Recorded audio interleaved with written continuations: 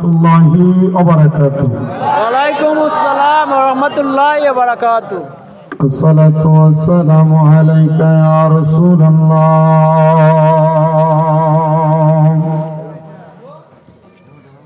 Assalatu wassalamu alayka ya Habiballah.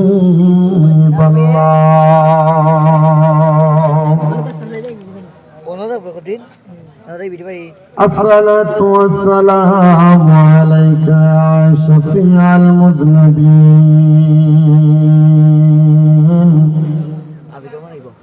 Assalatu wassalamu alayka ya rahmatul lil alamin.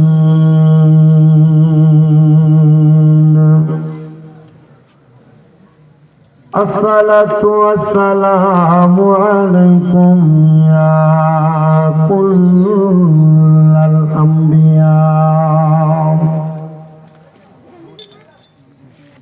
Assalatu wassalamu alaikum ya ahli bayat pake panjaton. Assalatu wassalamu alaikum ya kullal awliya.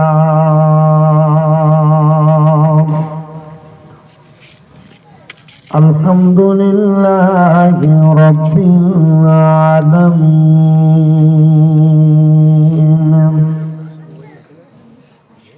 Wal aqibatu lil muttaqin. Assalatu wassalamu ala rasulihi man kana nabiyyan wa adamu bainar ruhi wal jasad wa ala alihi wa ashabihi wa ahli baitihi wa awliyai tariqatihi wa ulamai dinu millati wa ahli sunnati wal jamaatihi ajmain.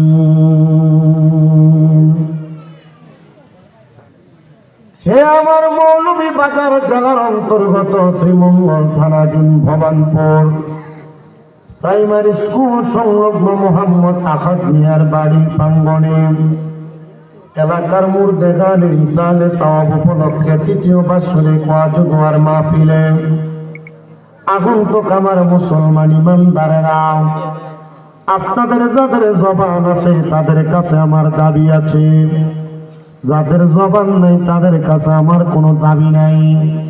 জবান যদি থাকে মোহাব্বতের আওয়াজে বলেন জবানের মালিক কি? আল্লাহ। আল্লাহ দেওয়া জবান দিয়ে আমার আল্লাহ তাআলার শুকরিয়া আদায় করলে লাভ আছে না নাই? আছে। তাহলে ডান হাত তুলে উচ্চ কণ্ঠে জোরে ডাকবেন আল্লাহ আল্লাহ। হাত তুলে পড়েন ইয়া রাসূলুল্লাহ, উচ্চ কণ্ঠে বলেন ইয়া ওলি আল্লাহ। এ বাবানপুরের মুসলমান, এ নবীর উম্মতের দল, একটু অন্তরের কানটা লাগে বয়ানটা শ্রবণ করার চেষ্টা করবেন। আমার আল্লাহ তাআলা জানিয়ে দেয় বান্দা ওয়াশকুরু নি'মাতাল্লাহি আলাইহি মিন কুনতুম ইয়াহু তা'বুদুন। আল্লাহ কয় বান্দারে তোমরা আমি আল্লাহর নিয়ামতের শুকরিয়া আদায় করো যদি তোমরা আমি আল্লাহর ইবাদত করো।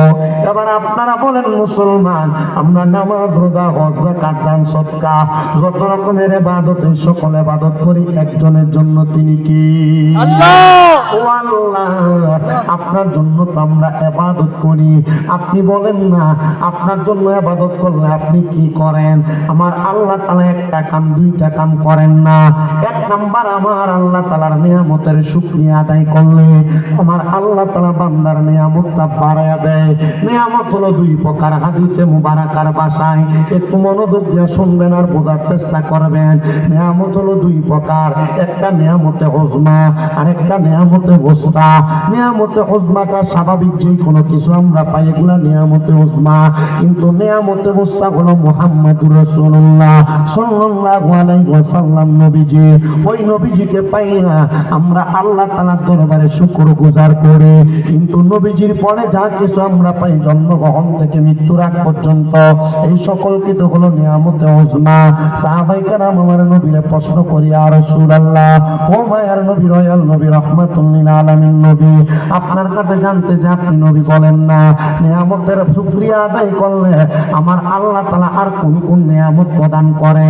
নবী আমার বলে, উম্মত, আমার আল্লাহ তাআলা এক নাম্বার বান্দাটার হায়াত বাড়ায়া দেয়, দুই নাম্বার বান্দাটার রিজিক বাড়ায়া দেয়, তিন নাম্বার বান্দার অভাব অনটন দূর করে দেয়, চার নাম্বার ওই বান্দাটারে কঠিন কোন রোগে আক্রান্ত থাকলে রোগ থেকে শেফা দান করে দেয়, চার নাম্বারের পরে পাঁচ নাম্বার বান্দারে আমার আল্লাহ তাআলা ঈমানের সাথে মরণ দান করে দেয়, আর ছয় নাম্বার ওই বান্দারে যখন কবরে রাখা হবে জান্নাতি ফেরেশতারা বান্দার কবরে জান্নাতি বিছানা বিছায়া দেয়, সাত নাম্বার ওই বান্দারে কবরে রাখার পরে বান্দার কবরটারে নুরানি আলো দিয়া নূর দিয়া ভরপুর করে দিবে, আট নাম্বার আমার আল্লাহ তাআলার বান্দার কবরের মধ্যে ওই রহমতের দুইজন ফেরেশতা মুনকার নকির যখন আগমন করবে বান্দার চেহারার মধ্যে ঈমানের নূর প্রজ্বলিত হবে, তখন ওই বান্দাটা ঈমানের নূর প্রজ্বলিত হওয়ার কারণে বান্দার কোনো সওয়াল জবাব হবে না। আর নয় নাম্বার ওই বান্দাটা যখন ফুলসিরাতের পারে যাবে, ফুলসিরাতটা বিসমিল্লাহ বলে কদম রাখবে, আলহামদুলিল্লাহ বলে পার হয়ে যাবে। আর 10 নাম্বার বান্দা আল্লাহ তাআলার বেশি বেশি শুকরিয়া আদায় করার কারণে আমার আল্লাহ তাআলার ফেরেশতারা ডাক দিয়ে বলবে, বান্দা ফাদাখালাল জান্নাতা, বান্দা জান্নাতে প্রবেশ করো। জবান খুলে মুহাব্বতের আওয়াজে বলেন আল্লাহু আকবার। ও মুসলমান, আমার আল্লাহ তাআলার শুকরিয়া আদায় করার কারণে আমার আল্লাহ তাআলা এতগুলা নিয়ামত আমাদেরকে প্রদান করে। সাহাবায়ে কেরাম হযরত আনাস ইবনে মালিক রাদিয়াল্লাহু তাআলা আনহু, যিনি আমার নবীর দরবারে খেদমত করেছেন 10 বছর, আমার নবী উপাধি দিয়েছেন খাদিমুর রাসূল। উনি বলতেছেন, আমি আমার নবীকে প্রশ্ন করলাম, ইয়া রাসূলুল্লাহ, আল্লাহ তাআলার আল্লাহ তাআলা শুকরগুজার করার কয়েকটা মাধ্যম আমাদেরকে জানিয়ে দেন না। নবী আমার বলেন, আল্লাহ তাআলার শুকরগুজার করার মাধ্যম হলো, এক নাম্বার, যখন বান্দা আল্লাহ তাআলার ইবাদত করে, আল্লাহ তাআলার ইবাদত করার পরে মুখে শুকরিয়া আদায় করে, অন্তরে বিশ্বাস স্থাপন করে যত নিয়ামত পেয়েছে সব নিয়ামত দিয়েছেন আমার আল্লাহ। এই শুকরগুজার যদি ইবাদতের মাধ্যমে হয়, আল্লাহ নিয়ামতের পরিমাণ বেশি করে দেয়, 70 থেকে 700 গুণ করে দেয়। শুধু তাই নাই রে মুসলমান, আল্লাহর কোন বান্দা যদি আমার আল্লাহ তাআলার কোরআনুল কারীমের তেলাওয়াত করে, আমার আল্লাহ তাআলা ওই বান্দাটারে ওই কোরআনুল কারীমের তেলাওয়াতের মাধ্যমে আল্লাহর শুকরগুজার কবুল করে। এবার আপনারা বলেন, আমরা আল্লাহ তাআলার কোরআনুল কারীমের তেলাওয়াতের মাধ্যমে আমরা আমাদের জীবনটাকে আল্লাহ তাআলার কাছে সুপর্দ করে দিয়ে আল্লাহর নিয়ামতের শুকরগুজার করে আমরা আল্লাহ তাআলার পক্ষ থেকে পুরস্কার আর জাযা নিতে চাই কি চাই না? জবান খুলে মুহাব্বতের আওয়াজে সবাই জোরে জোরে পড়ে না, আউযু বিল্লাহি মিনাশ শাইতানির রাজীম, বিসমিল্লাহির রহমানির রহিম। কুল্লু মান আলাইহা ফানি ওয়া ইয়াবকা ওয়াজহু রাব্বিকা যুল জালালি ওয়াল ইকরাম। وقال تعالى في كلامه المجيد وفي فرقانه الحميد، إن الذين كفروا من أهل الكتاب والمشركين في نار جهنم خالدين فيها أولئك هم شر البرية. وقال في حديث الشريف عن أنس بن مالك رضي الله تعالى عنه قال سمعت رسول الله صلى الله عليه وسلم يقول إن من أشرط الساعة أن يرفع العلم ويكثر الزهل ويكثر الزنا ويكثر الشرب الخمر ويقل الرجال ويكثر النساء حتى يكون لخمسين امرأة القيم واحد متفق عليه أو كما قال عليه الصلاة والسلام. وقال في شان حبيبه ومحبوبه ومعشوقه مخبرا وآمرا إن الله وملائكته يصلون على النبي يا أيها الذين آمنوا صلوا عليه وسلموا تسليما اللهم صل على سيدنا مولانا محمد وعلى آله سيدنا ومولانا আরেকটু জবান খুলে মোহাম্মদের আওয়াজ দুরূদ শরীফ পড়েন আল্লাহুম্মা সাল্লি আলা সাইয়্যিদিনা মাওলানা মুহাম্মদ ওয়ালা আলিহি সাইয়্যিদিনা মাওলানা মুহাম্মদ। ভবানপুরের জান্নাতের বাগানের মানুষ আপনারা বলেন রাসূলের পাকের উপর দুরূদ শরীফ পড়তে কি আপনাদের কষ্ট হচ্ছে? না। নবীর উপর দুরূদ আদায় করলে খুশি হয় কি? আল্লাহ। মুহাব্বতে কয় না রে, খুশি হয় কি? আল্লাহ। আগের 2 বছর একটা মাহফিল করে দৌড়ে দৌড়ে আসা খুব কষ্ট করে ওয়াজ করা লাগছে, না আজকে সিঙ্গেল মাহফিল যতটুকু নিয়ে আসছি ততটুকু আমি ইনশাআল্লাহ বয়ানও করতে পারবো। মাহফিলের সাবজেক্টটা খুব সুন্দর, এই সাবজেক্টের উপরে গতবার আগের বার বয়ান করছিলাম কিয়ামতের আলামত, আমার মনে আছে। যেহেতু দিচ্ছেন কিয়ামতের বিভীষিকা, কিয়ামতের বিভীষিকা কোনো বিষয় না, কিয়ামতের আলামত হয়তো কিয়ামতের বিভীষিকাময় আলামত হতে পারে। যেহেতু সাবজেক্টটা খুব সুন্দর, এই সাবজেক্টের উপর ওয়াজ করলে এখানে আপনারা অনেকে আছেন, আপনার উপরে ওয়াজ করবে, আপনার এলাকার বহু সর্দার বহু মাতাপুরের উপরে ওয়াজ করবে। এই সাবজেক্টের উপরে ওয়াজ করলে আপনার এলাকার বহু ঘরের মহিলাদের উপর ওয়াজ করবে। এই সাবজেক্টের উপর ওয়াজ করলে এলাকার বহু যুবকের উপর ওয়াজ করবে। এই সাবজেক্টের উপরে ওয়াজ করলে আমার মতো হুজুরের মতো এই হুজুরের মতো বহু হুজুরের উপর ওয়াজ করবে। সাবজেক্ট বড় সুন্দর, তবে যদি আপনার ধৈর্য নিয়ে বসেন, মেসাবরা বুঝে লাগছে যে কোরআনের আয়াত নিছি, এই আয়াতের উপরে আলোচনা করলে কিয়ামতের আলামত বহুত মৌলবী সাহেবরা ধরা খাইব, বহু হুজুররা ধরা খাইব, বহু মেসাবরা ধরা খাইব। এই জন্য ইনশাআল্লাহ আলোচনার ধারাবাহিকতা ঠিক থাকবে। তবে দুরূদ শরীফ পড়তে হবে মুহাব্বতে। বলেন জবানের মালিক কি? আল্লাহ। আল্লাহর দেওয়া জবান দিয়ে মুহাব্বতে দুরূদ পড়লে আল্লাহ খুশি নেবে যা খুশি। রহমাতুল্লিল আলামিন নবী বলেন, আমি নবীর প্রতি একবার কোনো মানুষ যদি দুরূদ শরীফ আদায় করে আল্লাহ তাআলা ওই বান্দার উপর অসংখ্য নিয়ামত অসংখ্য বরকত দান করেন। সুবহানাল্লাহ।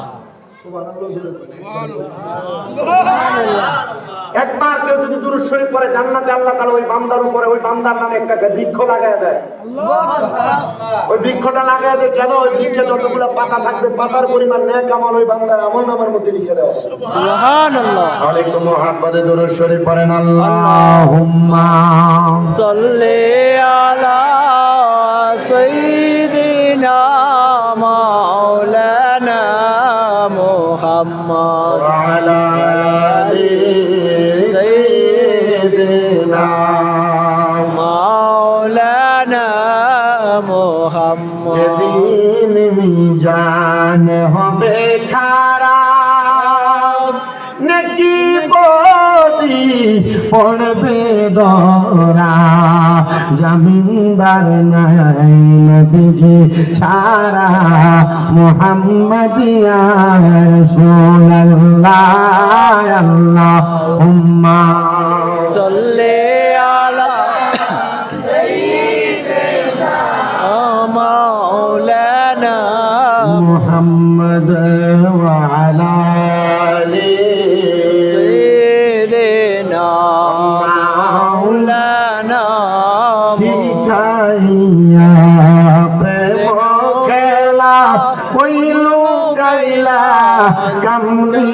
वाला एक बार देखा दिया मीठा उजाला मुहम्मद या रसूल अल्लाह अल्लाहुम्मा सल्ले अला सय्यिदिना मौलाना मुहम्मद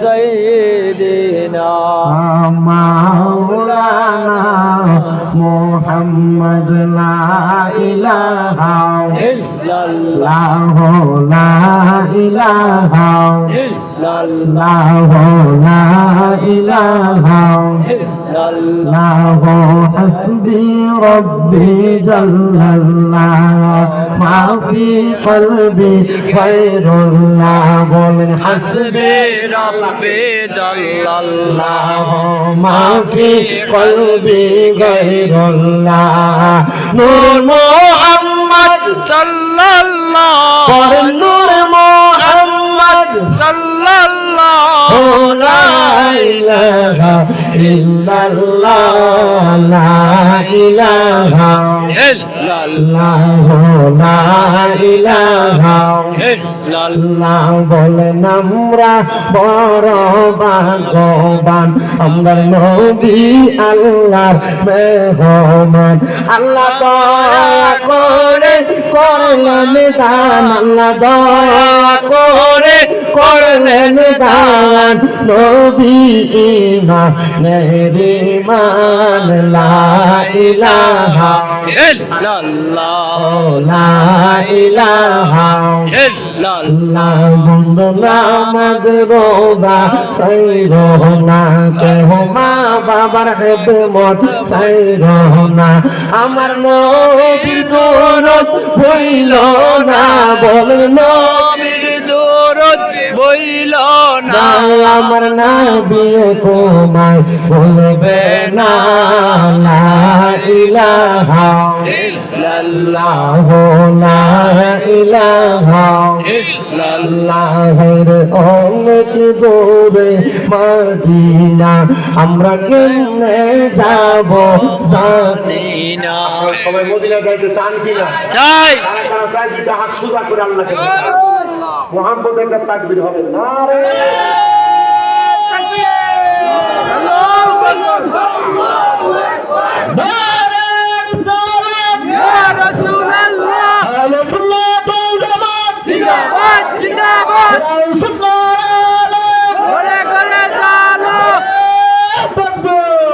আল্লাহু আকবার আপনাকে আসলে মদিনা যাইতে চান আওয়াজ দিছে দেখেছি ওমর বাজার আমার মিরপুর রোড যেত না মদিনা যাইতো না আওয়াজ না ইমানি আওয়াজ জজবাওয়ালা আওয়াজ আল্লাহ হাবিব সাল্লাল্লাহু আলাইহি ওয়াসাল্লাম বলেন মান সারা কবরি ওয়াজাবাত লাহু শাফাআতি ইয়াউমাল কিয়ামah যে ব্যক্তি আমি নবীর রওজা জিয়ারত করলো তার জন্য সুপারিশ করা আমি নবীর জন্য আবশ্যক হয়ে যায় আমি মদিনা শরীফ আমার চুলগুলো তো দেখেন এখন আমি লম্বা নাই ছোট আমি মদিনা শরীফ যখন গিয়েছি হজ করাতে যাওয়ার কারণে চুলগুলো কাটছে তো মদিনা শরীফ যখন গেছি আমি আল্লাহ রাসূলের রওজার সামনে দাঁড়িয়ে তিনটা কথা বলছি 5 ওয়াক্ত নামাজের পর রাসূলের পাকে সালাম দিয়ে বলছি ইয়া রাসূলুল্লাহ আমি যে অল্প বয়সে আপনার রওজা মুবারকে আসতে পারবো আমার এটা বোধগম্য ছিল না আল্লাহ কবুল করছেন যে আপনি রাসূলের রওজা মুবারকে আসছেন আল্লাহ আপনার রাসূলের উসিলা আমাকে বারবার আপনার রাসূলের রওজায় 2 নাম্বার একটা দোয়া করছি আমার মা বাবা এখনো বেঁচে আছে আল্লাহ রাসূলের পাকের রওজা মুবারকে যেন আমার মা বাবা ছোট ভাইটারে নিয়ে আমি আসতে পারি সে তৌফিক দিন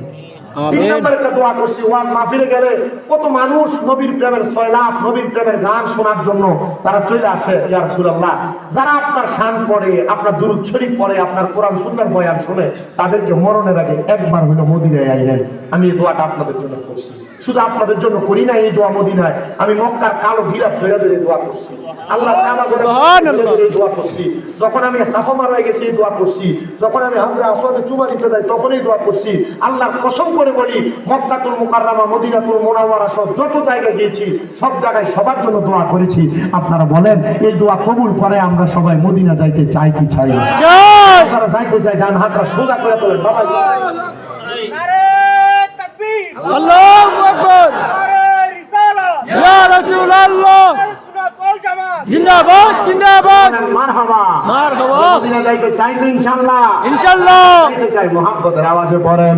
দয়াল আল্লাহ দয়া করেন দয়াল আল্লাহ দয়া করেন নসিব করেন মদিনা লা ইলাহা ইল্লাল্লাহ লা ইলাহা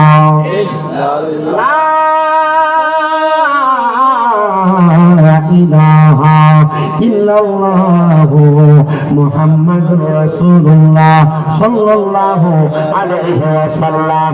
আমার মুসলমান ইমানদারেরা একটু মুহাব্বত দিয়ে আমার আল্লাহ তাআলার ইসমে জাতের জিকির করেন, যেন আপনার আমার জীবনের গুনাহগুলো ঝরে ঝরে পড়ে যায়। মুহাব্বতের আওয়াজে আমার আল্লাহকে ডাকবেন আল্লাহ আল্লাহ আল্লাহ আল্লাহ। আল্লাহ আল্লাহ আল্লাহ আল্লাহ আল্লাহ আল্লাহ আল্লাহ আল্লাহ আল্লাহ আল্লাহ আল্লাহ আল্লাহ আল্লাহ আল্লাহ ও মাবুদ মাওলা রে আমি কোন নাম লইয়া ডাকব তোমা রে মারহাবা আল্লাহ আল্লাহ ও মাবুদ মাওলা রে আমি কোন নাম লইয়া ডাকব তোমা রে মারহাবা আল্লাহ আল্লাহ আল্লাহ আল্লাহ কোন নাম লইয়া ডাকবো তোমায় কোন নাম লইয়া ডাকলে তোমায় তোরাই নিবা বান্দারে আমি কোন নাম লইয়া ডাকবো তোমায় মারহাবা আল্লাহ আল্লাহ আল্লাহ আল্লাহ আল্লাহ আল্লাহ আল্লাহ আল্লাহ একবার আল্লাহ মুসা নবীজি রাখতে সারা দিলা তোর পাহাড়ে মারহাবা আল্লাহ আল্লাহ মুসার নূরে পাহাড় গলা মুসা নবী চলেন রে আমি তোমরা লইয়া ডাকবো তোমা মারহাবা আল্লাহ আল্লাহ আল্লাহ আল্লাহ আল্লাহ আল্লাহ আল্লাহ আল্লাহ আরেক ডাকলাম আমরা নবী কারনা কেলে সারা দিলা আগুনে তোতে লইনা আল্লাহ আল্লাহ আগুন হইল ফুল বাগিচা নবী কজা লেনা রে আমি কোন লইয়া ডাকবো তোমা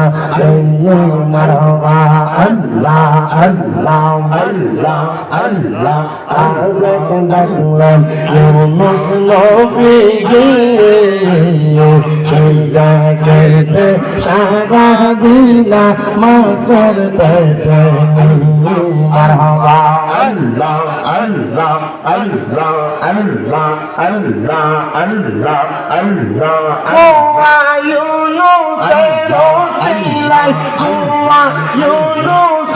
রসিলাই বাজাদুলা ঘরে আমি বললাম লইয়া ডাকবো তোমা মারহাবা আল্লাহ আল্লাহ আল্লাহ আল্লাহ আল্লাহ আল্লাহ আল্লাহ আল্লাহ আল্লাহ আল্লাহ আল্লাহ আল্লাহ আল্লাহ আল্লাহ আল্লাহ আল্লাহ আল্লাহ আল্লাহ আল্লাহ মুর্শিদ কান্তর না দে আল্লাহ বাজার আল্লাহ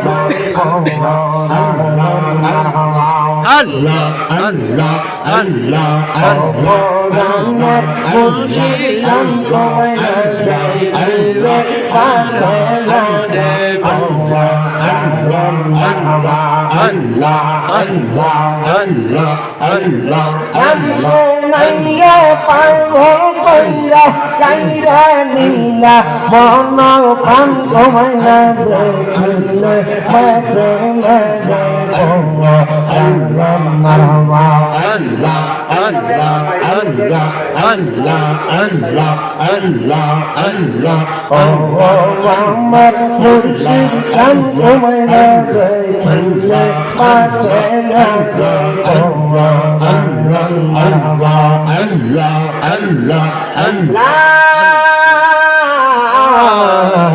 ইলাহা ইল্লাল্লাহু মুহাম্মাদুর রাসূলুল্লাহ সাল্লাল্লাহু আলাইহি ওয়াসাল্লাম সবাই বলেন সাল্লাল্লাহু আলাইহি ওয়াসাল্লাম একটা জবান বন্ধ রাখবেন না মুহাব্বতের আওয়াজে উচ্চ কণ্ঠে পড়েন আলহামদুলিল্লাহ আলহামদুলিল্লাহ মুহাজ্জিজ মুকাররম দিগার আজকের মাহফিলের যিনি সম্মানিত সভাপতি ভবানপুর জামে মসজিদের ইমাম ও খতিব জনাব হযরত মাওলানা মির্জা জাহিদ হাসান সাহেব জনাব মোহাম্মদ আব্দুর রহমান সাহেব সহ সম্মানিত সহসভাপতি জনাব মোহাম্মদ ফজল আলী সাহেব মাহফিলে মূল্যবান তকরীর করেছেন সম্মানিত বিশেষ অতিথি হযরত মাওলানা খিদির আহমেদ সাহেব চাঁদপুরি প্রধান বক্তা হিসেবে তকরীর করেছেন কারি হযরত মাওলানা মুসলিম উদ্দিন জালালী সাহেব বিশেষ বক্তা হযরত মাওলানা আবুল খায়ের সাহেব সহ মাহফিল পরিচালনা করছেন জালালী আবুল খায়ের সাহেব দাওয়াত করেছেন আপনাদেরকে সাতির মিয়া শাহিদুল্লাহ সাহেব আজকে আমার সামনে বসে থাকা আলেম সমাজ নারী বা মুরব্বী বাবা যুবক নজরুল ভাই ছোট ছোট মাসুম বাচ্চা হ্যাঁ বলছি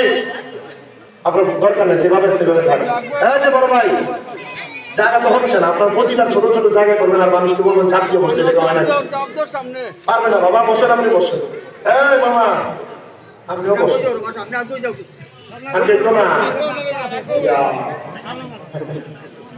বসেন সবাই মুহাব্বতের আওয়াজে পড়েন আলহামদুলিল্লাহ আলহামদুলিল্লাহ আজকে আমার কাছে বেশি ভালো লাগতেছে আপনারা যুব সমাজের ভাইয়েরা আপনারা কষ্ট করে মাহফিলে আসছেন মাশাআল্লাহ আমি দেখছি দাঁড়ায় দাঁড়ায় দুই তিনটা নাচছে তোমার এই নাচাটির কারণে আমরা হুজুরারে মানুষ বন্ধ করে শয়তান বইয়া বইয়া জিকির করলেও জিকির হইব বইয়া বইয়া জিকির করলে কি জিকির হইতো না নাচটা কেন লেগে কেন আছে আমার সঙ্গে তো তোমার টেস্ট বেশি আমি তোমার জোয়ান বেশি আমি যে নাচি না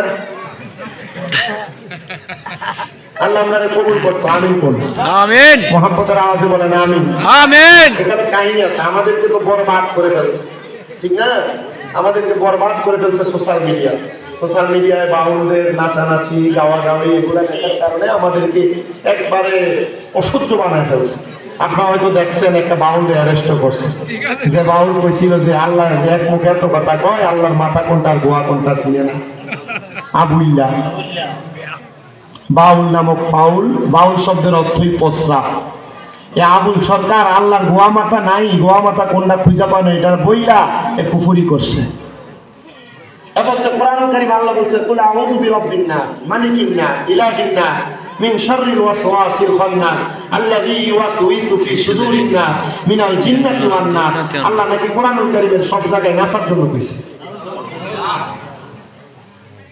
নাউজুবিল্লাহ আপনারা জোরে কইলেন না আমি গত 2 সপ্তাহ পর্যন্ত বাংলাদেশের প্রশাসন বাংলাদেশের যিনি প্রধান উপদেষ্টা ডক্টর মোহাম্মদ ইউনূসের কাছে আমি বারবার আবেদন জানাইছি আমি বলছি আবুল সরকার কোরআনুল কারীমের সূরা নাসের মধ্যে আল্লাহ তাআলা মানুষের নাচার কথা বইলা কোরআনুল কারীমের আয়াতকে অবমাননা করছে এমন একটা আবুল সরকার বাংলাদেশের জাতীয় মসজিদ বাইতুল মুকাররমের সামনে দাঁড় করায়া জিব্বা খাইতে দেন আর কোন নাস্তিক মুরতাদ আল্লাহর কোরআন নিয়ে বাজে মন্তব্য করার সাহস পাবে না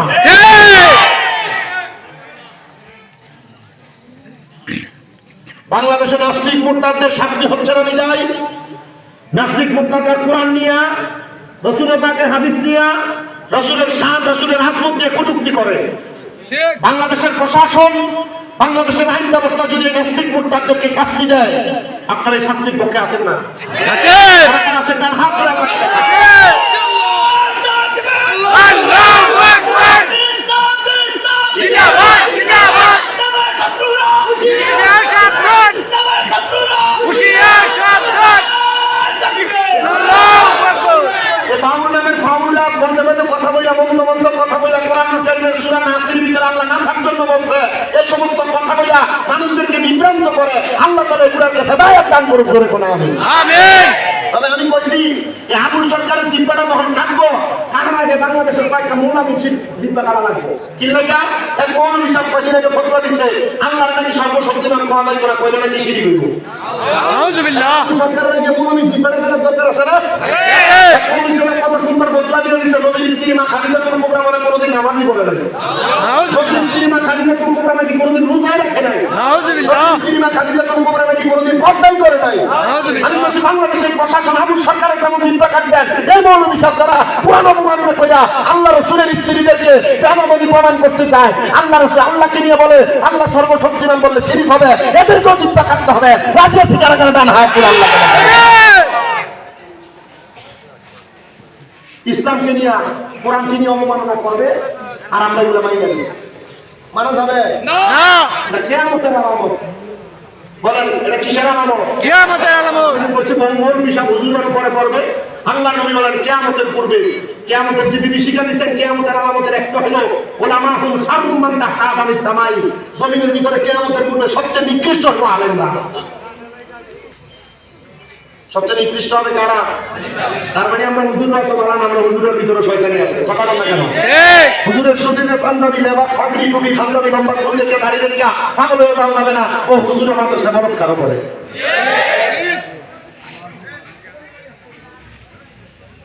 আমি 6টা মাদ্রাসা চালাই, এক মাদ্রাসার একটা রাখছিলাম টিচার, এটা শুধু কুপ্রস্তাব ছাত্ররা দিছে, সাথে ডাকছে, এটা দয়া নিয়ে ইচ্ছা মতো পিনেছি না কইরা পিনে মানছি। আর নাউজুবিল্লাহ এটা আলহামদুলিল্লাহ লইব, কারণ বলৎকার কমিল উত্তর অন্তর্ভুক্ত। ইচ্ছা মতো পিনেছি, পিনে আর বাড়িতে ফোন দিয়ে কইছে তোর ফুদে মাদ্রাসার ছাত্রের সাথে কুকাম করতে চাইছে, তোর ফুদে ফিরে হয়ে যা। আমি বলি আল্লাহর দোহাই লাগে, তুই মাদ্রাসা টিচারি করতে চাইছিস না, কারণ হুজুরের কারণে বহু মাদ্রাসা বন্ধ হয়ে গেছে। এরা এই সমস্ত কর্মকাণ্ড করার পরে কিভাবে আলেম দাবি করা আমার বুঝে আসে ঠিক। গভীর মনোযোগ দিবেন। যে তোমার সাবজেক্ট বড় সুন্দর, আল্লাহ তাআলার কোরআনুল কারীম থেকে আমি 2টা আয়াতে কারিমা তেলাওয়াত করেছি। 1 নম্বর আয়াতে কারিমার অর্ধেক অংশের মধ্যে আল্লাহ তাআলা ঘোষণা করেছে বান্দা কুল্লু মান আলাইহা ফান ওয়া ইয়াবকা ওয়াজহু রাব্বিকা যুল জালালি ওয়াল ইকরাম। এই দুনিয়ার যা কিছু তোমরা দেখতে পাও সব একদিন ধ্বংস হয়ে যাবে, তবে একটা জিনিস ধ্বংস হবে না, একজন ধ্বংস হবে না, যিনি মহিমান্বিত সম্মানিত আল্লাহ তাআলা, তিনার কোনো ধ্বংস নাই। কথা কোন না ঠিক কিনা? আল্লাহর কোনো ধ্বংস আছে না। আল্লাহ পরাক্রমশালী আল্লাহ, যে আল্লাহ তাআলা দুনিয়া উল্টে যাবে, আল্লাহর কোনো ধ্বংস হবে না। আল্লাহর কোনো ধ্বংস নাই, আল্লাহর কোনো ধ্বংস নাই। মুসলমানেরা, আমার জীবনভরের যুব সমাজ, ভবানপুর এলাকার মুরব্বী সমাজ, আমার এলাকার জ্ঞানী গুণী সুশীল সমাজ, একটু মনোযোগ দিয়ে শোনেন। এই আয়াতে কারিমার তাফসীর বড় সুন্দর। আল্লামা জালালউদ্দিন মুহল্লী রাহমাতুল্লাহ আলাইহি উনি সুন্দরভাবে আয়াতে কারিমার তাফসীর করতে জানেন। তিনি বলতেছেন, হযরত আব্দুল্লাহ ইবনে আব্বাস রাদিয়াল্লাহু তাআলা হাদিস বর্ণনা করেন। তিনি বলেন, আমরা রাসূল সাল্লাল্লাহু আলাইহি ওয়াসাল্লাম নবীর কাছে প্রশ্ন করলাম, ইয়া রাসূলুল্লাহ, ইয়া হাবিবাল্লাহ, আপনি নবী বলেন না যখন দুনিয়ার সব ধ্বংস হয়ে যাবে, পাহাড়গুলো তুলার মতো উঠতে থাকবে, আসমানের তারকাগুলো নিচের দিকে পড়তে থাকবে, তখন মানুষের কেমন অবস্থা হবে? বলে মানুষগুলো দৌড়াদৌড়ি করতে থাকবে, পরের মধ্যে থাকবে না, পলায়ন করবে। গরম জ্বলন্ত চুলার মধ্য থেকে পানি আর আগুন বের হবে, আগুনের স্ফুলিঙ্গ বের হবে। মানুষগুলা যখন তাড়াতাড়ি দৌড়াদৌড়ি করতে থাকবে, তখন মানুষগুলাকে সমুদ্রের ঢেউয়ের মতো পানি এসে একটা দিকে পাকড়াও করে করে নিয়ে যাবে। মানুষটাকে দেখবে আর বলতে থাকবে, আইরে কি হইল, এমন কেন অবস্থা? কেন দুনিয়া তার মাটি এবং আসমান তার নিজের পূর্ণ রূপটা ফিরিয়ে দিল? আমরা যেমন সুন্দর আসমান দেখি তারকা ভরা, এই আসমানের আসল রূপ কিন্তু এইটা না। আমরা যে মাটি দেখি সুন্দর, এই মাটির পূর্ণ রূপ কিন্তু এইটা না। আমরা যে সমুদ্র দেখি সুন্দর, এই সমুদ্রের পূর্ণ রূপ কিন্তু এইটা না। এটা তাদের নিজস্ব সৌন্দর্য প্রকাশ করবে ওই সময়, নিজেদের ভয়াবহতা প্রকাশ করবে ওই সময় যখন দেখবা দুনিয়ার জমিনের মধ্যে পাপাচার লিপ্ত হয়ে গেছে। এই দুনিয়া তখনই আমার আল্লাহ তাআলা ধ্বংস করে দিবে। রাহমাতুল লিল আলামিন নবী বলে, যখন দেখবা তোমাদের মাঝে তিনটা কাজ বেড়ে গেছে, তখন মনে করবা কিয়ামত অতি সন্নিকটে। আর আমি আল্লাহ তাআলা, আমার আল্লাহ তাআলা তোমাদেরকে হঠাৎ করে ভূমিকম্প দিয়ে তোমাদেরকে সাবধান করে দিবে। এই গত কিছুদিন আগে জুমার দিনে 10:30টার পরবর্তী সময় ভয়ঙ্কর ভূমিকম্পের মাধ্যমে সারা বাংলাদেশের মানুষকে হুঁশিয়ার করে দিতে, হুঁশিয়ার। এটার কারণ জানেন? রাহমাতুল লিল আলামিন নবী বলে, তখন দেখবা তোমাদের মাঝে হারাজ হত্যাকাণ্ড বেড়ে গেছে, তখনই দেখবা তোমাদের মাঝে ভূমিকম্প আর ভূমিধস হইতেছে, পাহাড় ভেঙে ভেঙে পড়ে যাবে, তোমাদের মাঝে হঠাৎ করে ভূমিকম্প হবে, তোমরা বড় আতঙ্কিত হয়ে যাইবা। রহমতের নবী কই, হারাজ যখন বাড়বে, হত্যাকাণ্ড যখন বাড়বে। 5 আগস্টের পরে বাংলাদেশে হত্যাকাণ্ড কম হয় নাই, 5 আগস্টের পরে বাংলাদেশে মারামারি হানাহানি কম হয় নাই। এখন আমার বুঝতে বড় কষ্ট হয়, তারা কইছিল 5 আগস্টের আগে হাসিনা দেশের ভিতরে হত্যাকাণ্ড চালাইছে, এখন 5 আগস্টের পরে কারা করতেছে, এটা আমার জানতে বড় ইচ্ছা হয়। কথা বন্ধ কেন? মানে নিলাম 5 আগস্টের আগে পর্যন্ত শেখ হাসিনাই চালাইছে, তো 5 আগস্টের পরে কোন শয়তানে চালাইছে? এটিও বড় কথা বলেন। রাজনৈতিক বক্তব্য দেওয়া আমার অভ্যাস না। রাজনৈতিক বক্তব্য বললে আমি বড় একটা প্যান্ডেল বানাইয়া রাজনৈতিক সভা ডাক দিব, প্রতিজনকে 500 করে দিয়ে আর বলে নাই কেন, এখানে রাজনৈতিক কোনো বক্তব্য না। আমার কথা হইলো, বাংলাদেশের ভিতরে এই যে হত্যাকাণ্ড মারামারি করে বাংলাদেশ আজাব গত বানতেছে, এরও তো ধরে অ্যারেস্ট করার দরকার। ঠিক ঠিক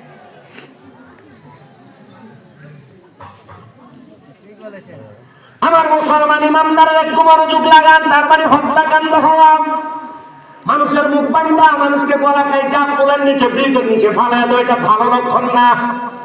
এটা কিয়ামতের আলামত। এই কঠিন আলামত থেকে আমাদেরকে বাঁচতে হবে, দরকার আছে না নাই? ইয়া রাসূলুল্লাহ, ইয়া হাবিবাল্লাহ নবী, আপনি নবী বলেন না আর কি কি কাজ হইলে, কি কি অপকর্ম হওয়ার কারণে সমাজের মধ্যে বিশৃঙ্খলা হবে, কিয়ামত সংঘটিত হয়ে যাবে। নবী আমার কয়, যখন দেখবা সমাজের মধ্যে মানুষগুলা মারামারি হত্যাকাণ্ডের পরবর্তীতে জেনা ব্যভিচারের মধ্যে লিপ্ত হয়ে গেছে, জেনা ব্যভিচার, এই জেনা ব্যভিচার যখন হবে, তখনই মনে করবা কিয়ামত অতি সন্নিকটে। মুসলমান, জেনা ব্যভিচারের অভাব নাই। বাংলাদেশে বহু বেড়াইন তারার ঘরের ভিতরে বউ রেখা পরের বেডির লোকের রিলেশন লাগাই দেয়, এমন বেড়াও আছে না?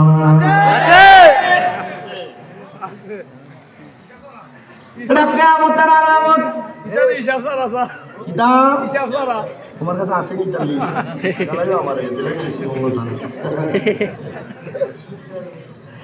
ও বাবা, শুধু নারী পুরুষ মেলামেশা করলে জানা হয় না, আর কেমনে কেমনে জানা হয় আমি আপনাদেরকে বইলা দেওয়া যায়, শুনেন একটু মনোযোগ দিয়ে।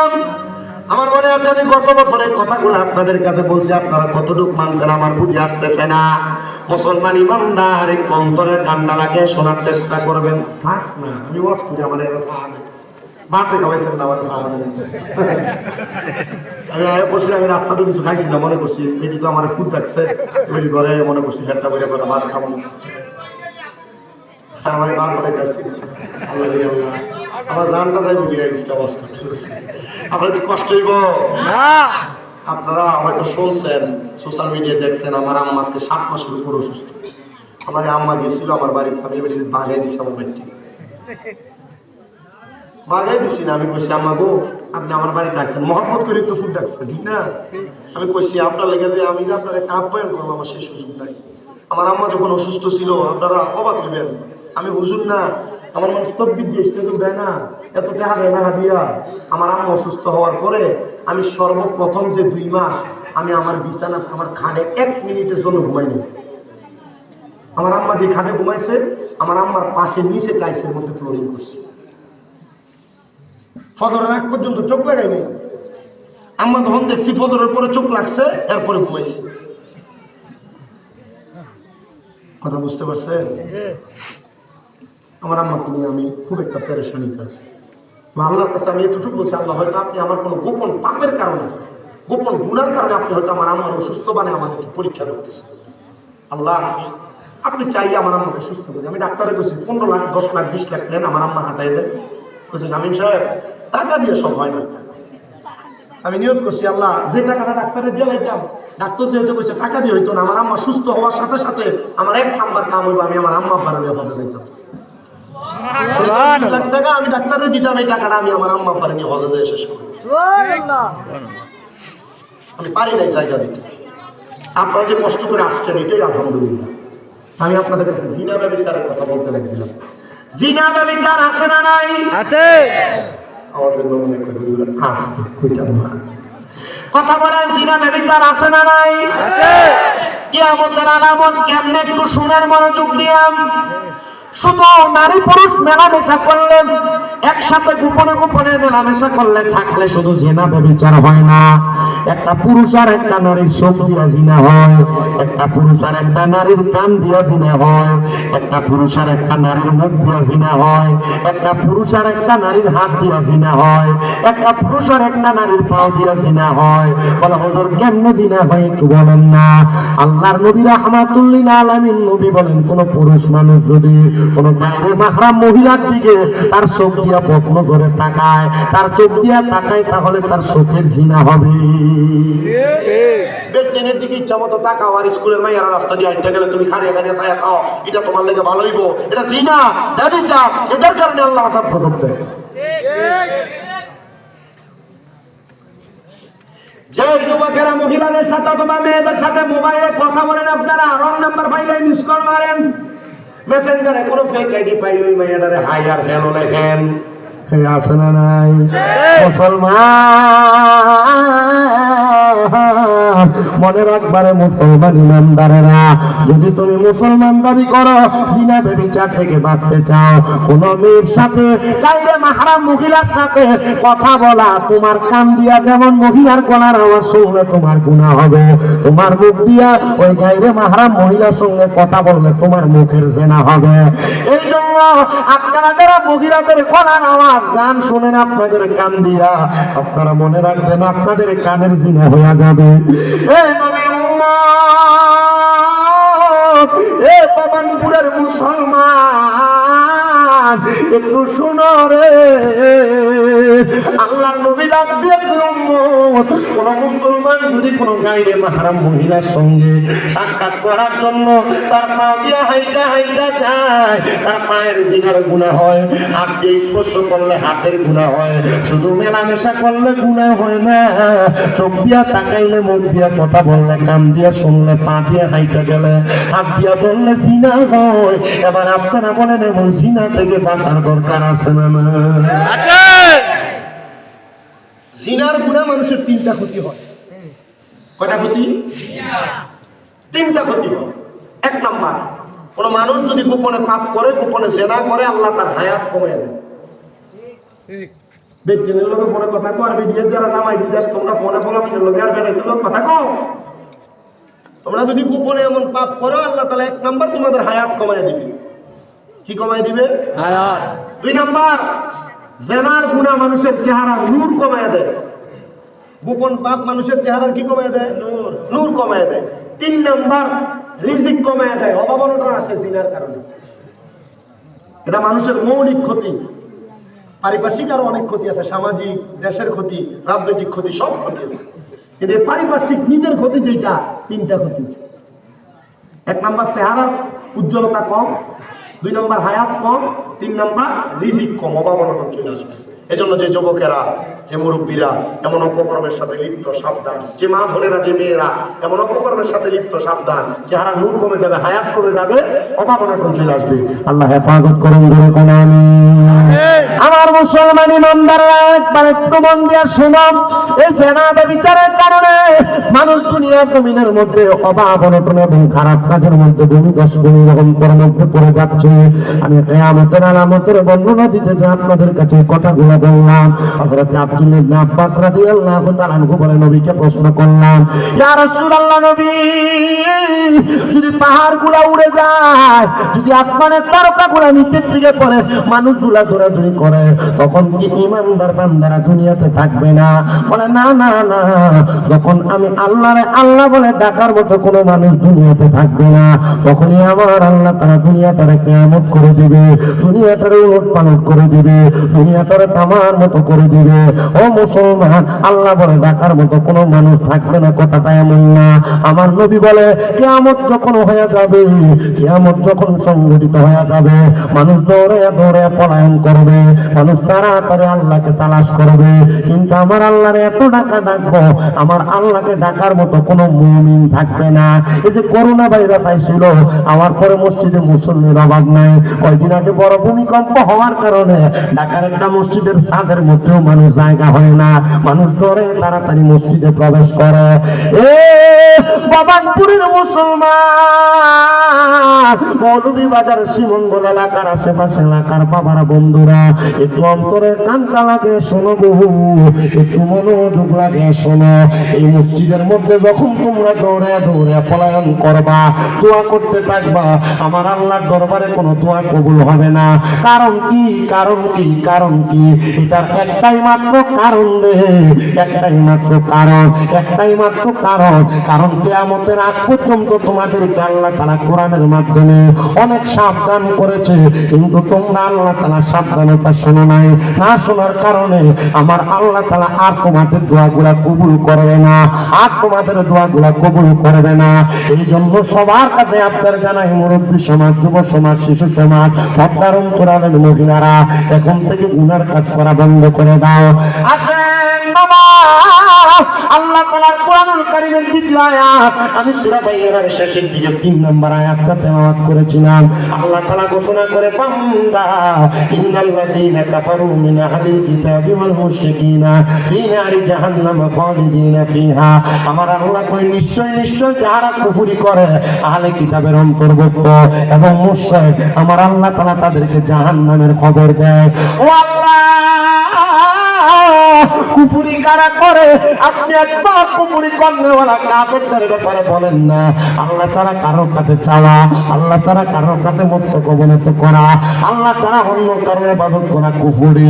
শুধু এইটা কুফরির কথা না, এইটা কুফরির সংজ্ঞা না। কোন মানুষ যদি গুনার কাজে দ্বিতীয়বার গুনাহ যায় না, গুনার কাজটা আবার করে, ওই মানুষটা তখন ফাসিক হয়ে যায়। কি হয়? চুরি করা গুনাহ, জানে চুরি করা গুনাহ, জানার পরে আবার দ্বিতীয়বার চুরি করতে গেছে। কোন মানুষ যদি একবার চুরি করা গুনাহ যায় না, দ্বিতীয়বার আবার চুরি করতে যায়, তখন সে হয় ফাসিক। কি হয়? কবিরা গুনাহ হয়, কিন্তু সে ফাসিক হয়। দ্বিতীয়বার সে জানে চুরি করা গুনাহ, আবার গেছে চুরি করতে, নবী কয় তখন সে হয় নেফাকি, মুনাফিক। তখন কি হয়? তার ভিতরে নেফাকি আসে, তখন সে হয় মুনাফিক। 3 নাম্বার, তখন সে তৃতীয়বার গুনাহ যায় না, আবার গুনার কাজ করে, তখন সে করে কুফরি, তখন সে হয় কাফের। কি হয়?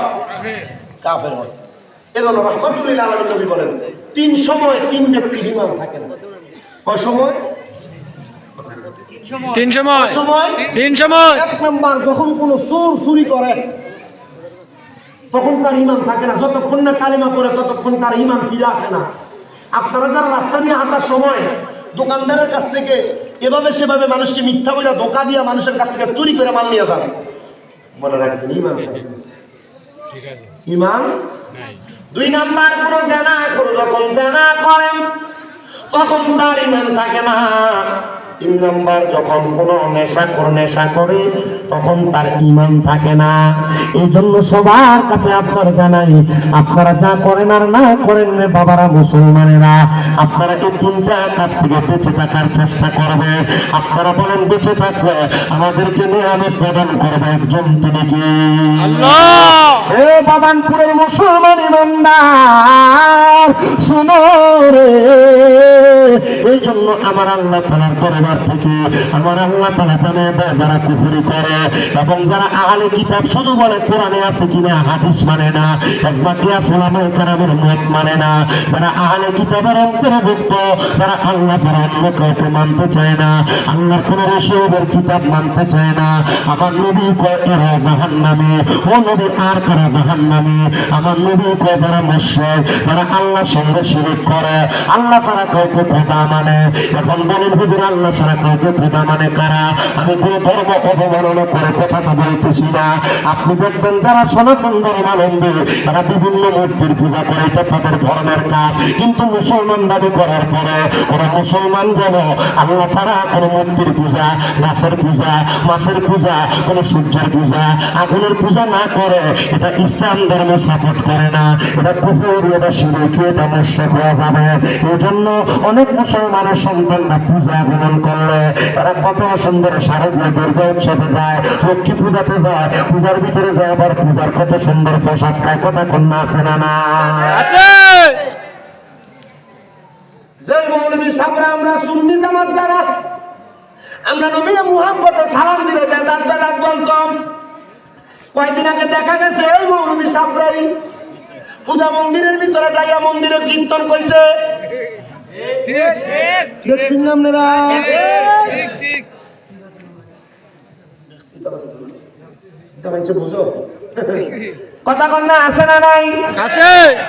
যারা আমরা কইতো আমরা নবীজির উপর আল্লাহুম্মা সাল্লি আলা দুরূদ শরীফ পড়লে এটা বেদাত, এরা দেখা গেছে এরা মন্দিরের ভিতরে দেয় কত সুন্দর কীর্তন কইছি।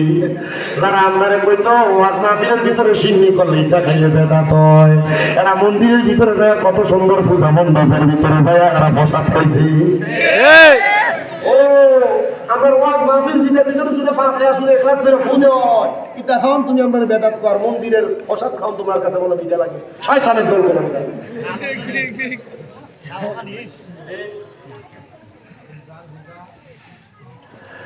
এরপর আবার এলার একজন লোক আমার কইতাছে রোজা আর হুদা বলে একরকম। নাউজুবিল্লাহ। আবার মুসলমান দাবি করে। ছি। শুধু তাই না কয় হিন্দু মুসলিম ভাই ভাই, আল্লাহ নবী কয় আর মুসলমান ভাই ভাই। তুমি কেমন হিন্দু মুসলিম ভাই ভাই লাগাইলা? আরে বিধর্মী আর মুসলমান একটাই খাওয়ার ব্যাপার, অত ইসলাম নিষেধাজ্ঞা তাকওয়ার খেলাফ বলে। তার মানে বোঝা যায় যারা উপর দিয়া দুধের লেবেল লাগায় ভিতর দিয়া মদ বেছে, ইসলামের নাম দিয়া যারা পূজা মণ্ডপের ভিতরে দেয় মন্দিরে পূজা লাগায়, তারা মন্দিরের ভিতরে দেয়া প্রসাদ খায়, এরা মুসলমান দাবি করতে পারে নামের মুসলমান, এরা কখনো কামের মুসলমান না। কথা কন্যা ঠিক কিনা? এই ও আল্লাহ, এটা কি কন্যা গো? নবী আমার কয় এটা কিয়ামতের আলামত। দেখবা মুসলমানের সন্তানেরা মন্দির পূজা করে, মুসলমানের সন্তানেরা এক আল্লাহর ইবাদত বাদ দিয়া এরা মন্দিরের মধ্যে মূর্তির পূজা করে, গাছের পূজা, মাছের পূজা করে।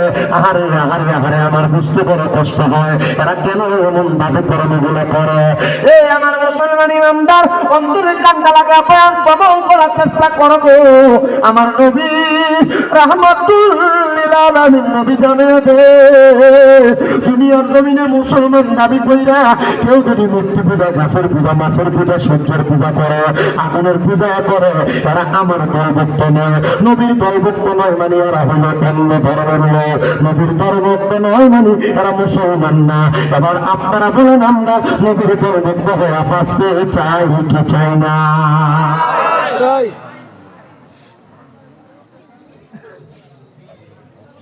এবার আসেন আল্লাহর নবীর একটা হাদিস। এমন কাজ যারা করে, কুফরি যারা করে, মুশরিক যারা, শিরিক যারা করেন, এদেরকে আমার আল্লাহ তাআলা কঠিন শাস্তি কি দিবেন? কয় ফি নারি জাহান্নামা খালিদিনা ফিহা। এদেরকে আমার আল্লাহ তাআলা জাহান্নামী বানাইবো, একদিন জাহান্নামের মধ্যে রাখবে না। আমার আল্লাহ তাআলা এদেরকে চিরস্থায়ী জাহান্নামী বানায় কবরের ভিতরে নিয়ে যাবে, কবরে নিয়ে শাস্তি দেব। ও আল্লাহ, তারা কারা? আমার আল্লাহ তো উলাইকা হুম শাররুল বারিয়া, এরা হলো দুনিয়ার সবচাইতে নিকৃষ্ট মানুষ, এরা হলো দুনিয়ার সবচাইতে বাজে মানুষ। এবার বলেন যারা দুনিয়ার নিকৃষ্ট বাজে মানুষ, আমরা কি তার লগে কখনো চলবো নাকি? না না না, আমরা কখনো তাদের সাথে চলবো না, তাদের সাথে উঠবো না, বসবো না, তাদের সঙ্গে কথাও বলবো না, তাদের সঙ্গে চলাফেরাও করবো না। সাহাবায়ে কেরাম বলে নবী আরো কিছু কিয়ামতের আলামতের কথা আপনি বলবেন না? আনাস ইবনে মালিক ডাকতে ইয়া রাসূলুল্লাহ, কিয়ামতের আলামতের ব্যাপারে আপনি আমাদেরকে কিছু তথ্য দেন। আমার নবী কয় আনাস ইবনে মালিক, তুমি কিয়ামতের জন্য কি রেডি করছো? আপনারা বলেন না কিয়ামতের কঠিন আলামত থেকে আমরা বাঁচতে চাই কি চাই না? আচ্ছা, কোন এলাকায় যদি নদী ভাঙন হয়, নদী ভাঙন হইলে ওই নদী ভাঙন থেকে বাঁচার জন্য মানুষ আগে আগে একটা নৌকা রেডি রাখে। অতি ঝড় বৃষ্টি হবে, মানুষ আগে আগে ঘর ঠিক করে। আপনারা আমি বললাম কিয়ামতের আলামত থেকে বাঁচতে চান কিনা, আপনি বললেন বাঁচতে চান। আমি আপনাকে প্রশ্ন করলাম আপনি কিয়ামতের আলামত থেকে বাঁচার জন্য আপনি কি রেডি করছেন? উত্তর আছে নামাজ নাই, রোজা নাই, হজ নাই, যাকাত নাই, দান নাই, সদকা নাই, মহিলাদের পর্দা নাই, স্বামীর খেদমত নাই, সুন্দরভাবে চলাফেরা নাই, এ বলে কিয়ামত থেকে বাঁচবো। সর্বপ্রথম আল্লাহ তাআলা কিয়ামতে যে উড়ে যাবো, ফুটবলের মতো লড়াইবো আর বাতাসে উড়াইবো, এদিকে উড়াইবো। কথা কোন ঠিক না বেশি? মুসলমানের ফুট মুসলমান দাবি করে আমাদের কাছে হযরত আনাস ইবনে মালিক রাদিয়াল্লাহু তাআলা আমার নবীকে প্রশ্ন করি, ইয়া রাসূলুল্লাহ, নবী আপনি বলেন কিয়ামত কখন হবে? আমার নবী আনাস ইবনে মালিক, তুমি কিয়ামতের জন্য কি রেডি করছো? আনাস ইবনে মালিক ডাক দিয়া কই, ইয়া রাসূলুল্লাহ, আল্লাহ এবং তার রাসূলের ভালোবাসা ছাড়া আমার কাছে আর কোনো কিছু নাই। আমার নবী আনাস ইবনে মালিক, তুমি যদি দুনিয়ার জমিনের মধ্যে আল্লাহ এবং তার রাসূলের ভালোবাসা অন্তরে নিয়া যদি তোমার ইন্তেকালের আগ পর্যন্ত কাটাইতে পারো, আর তার পূর্ব মুহূর্তে যদি কিয়ামত হয়ে যায়, তাহলে তুমি আনাস ইবনে মালিক নাজাত পেয়ে যাইবা। ইয়া রাসূলুল্লাহ, কেমনে বুঝবো গো? আপনি বলেন না কিয়ামত হয়ে যাবে, কিয়ামতের কিছু আলামত দেখা যায়। আমার নবী কয়, এক নাম্বার সোনারে মুসলমান ইমানদারের দরেরা, এক নাম্বার আইয়ার ফাল ইলমু ওয়া ইয়াকসুরা জাহালু, ইলম উঠে যাবে, মূর্খতা বেড়ে যাবে। এখানে অনেক মানুষ আপনারা বসেছেন, আমি জানি না কয়জন কোরআন পড়তে পারেন, কয়জন আল্লাহর কোরআনের অর্থ জানেন, কয়জন আল্লাহর কোরআন ধরে বুঝছে পড়ে। বলে হুজুর না না না, আমরা পড়ি না, আমরা পড়তেও জানি না। আল্লাহর নবী কয়, আইয়ার ফাল ইলমু ওয়া ইয়াকসুরা জাহালু, ইলম উঠে যাবে, আমার আল্লাহ তাআলা ইলম উঠে নিয়ে মূর্খতা বাড়ায় দেবে। তখনই মনে করবা কিয়ামতের আলামত হয়ে যাবে। আপনারা তাকে দেখেন রে, বড় বড় আলেম গুলারে আমার আল্লাহ তাআলা দুনিয়া থেকে নিয়ে গেছে। বড় বড় আলেম আমার নেওয়ার কারণে এলেমের ধাস, এলেমের পাওয়ারটা কমে যাচ্ছে। যেমন ভাবে আপনাদের অঞ্চলের মধ্যে আল্লামা সাহেব কেবলা ফুলতুরি রহমতুল্লাহ আলাইহি বিদায় হয়ে চলে গেছেন। ওনাদের মতো এলেমওয়ালা, ওনাদের মতো ভারী একজন মানুষ আর বুঝতে পাওয়া যাবে কিনা আমার সন্দেহ হয়। বড় বড় ওলামায়ে কেরাম দুনিয়া থেকে বিদায় হয়ে চলে যায়। কিছুদিন আগে আমাদের কুমিল্লা কচুয়া চাঁদপুরের একজন আলেম দুনিয়া থেকে বিদায় হয়ে গেছে। এমন বড় বড় ওলামায়ে কেরাম, আমার উস্তাদ আল্লামা হযরত আব্দুল মতিন রহমতুল্লাহ আলাইহি কুমিল্লা আলিয়া মাদ্রাসার যিনি অধ্যক্ষ ছিলেন, উনিও দুনিয়া থেকে বিদায় হয়ে গেছে। এমন অনেক জবরদস্ত বড় বড় আলেমদেরকে আল্লাহ উঠে নিতেছেন। এলেম আল্লাহ কোরআনুল কারীম ডাইরেক্ট উঠে নিবেন না, আমার আল্লাহ তাআলা আলেমদের বিদায়ের মাধ্যমে এলেম উঠে নিবেন। এবং এমন অবস্থা দেখবেন কিয়ামতের পূর্ব মুহূর্তে কোরআনের অক্ষরগুলো খুঁজে পাওয়া যাবে না। কোরআন খুলে দেখবেন পুরো কোরআন সাদা দেখা যায়, অক্ষরগুলো কোরআনুল কারীমের মধ্যে নাই। তখনই বুঝবেন কিয়ামত হয়ে যাবে। ও মুসলমান, এটার জন্য তোমরা দায়ী গো।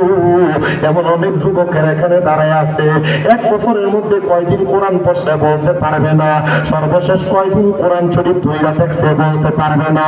ও যুবক, তুমি কেমনে মুসলমান দাবি করো? ও মুরব্বী, সর্বশেষ কোন দিন কোরআন শরীফ ধইরা দেখছে আপনি নিজেও বলতে পারবেন না।